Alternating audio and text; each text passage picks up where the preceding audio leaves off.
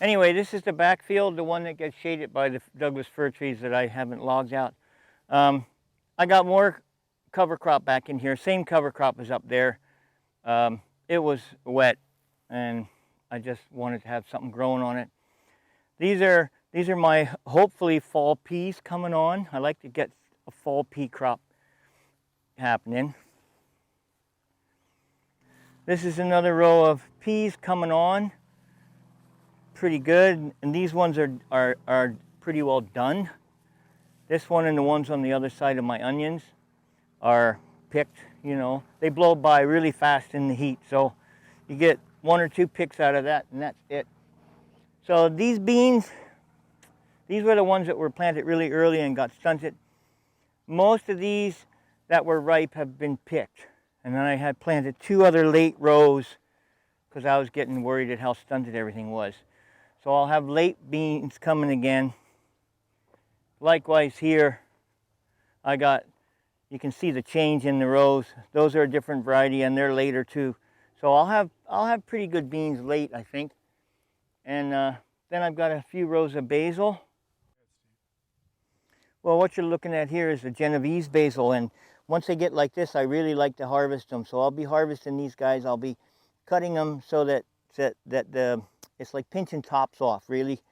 I cut them off, and then they branch and they get bushier. I love the smell of basil. Yeah, it's good.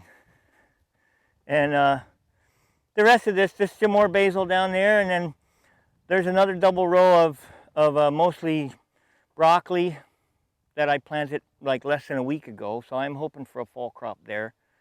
And then these are late. You're right.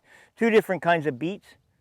The long ones, cylindrical ones, and nice round beets, a variety that I really like. And of course some more cover crop. Every place I didn't have a something planted, I threw cover crops in, which is what I'm going to be doing as soon as I till the peas in. I'll follow it right away with a cover crop. Do you sell any of the fall vegetables at the market?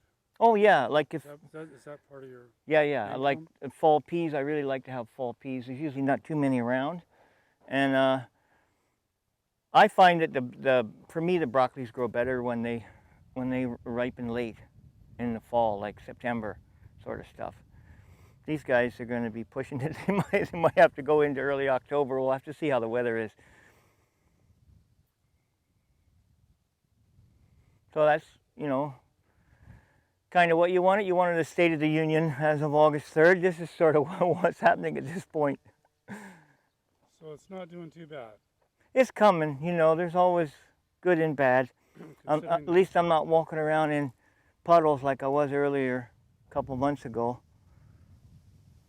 Tell me about the financial implications of that bad spring. Is that going to actually cut into your income for the entire year? Oh, absolutely, yeah. Yeah, for sure. The stunting of the beans was a big problem because one of the places that I sell it to, they've got pretty rigorous bean requirements for their pickling operation, right? And just everything is later, less time to harvest when it comes on. And the tomatoes for sure are, those I can kind of give an educated guess on. I would be lucky to get 2/3 of what I got last year out of the tomatoes, looking at the crop and the time of year and how much is happening. So, I mean, in fact, I'll be happy to get 2/3 of what I did last year on those. But, you know, there's always a crop that does well. If you'd had things organized or different land, then you might have had really good early peas, right? Because they didn't mind that cool weather. See, look at that. Pretty good soil holding, water holding capacity in this soil. It looks dry as hell out here, right?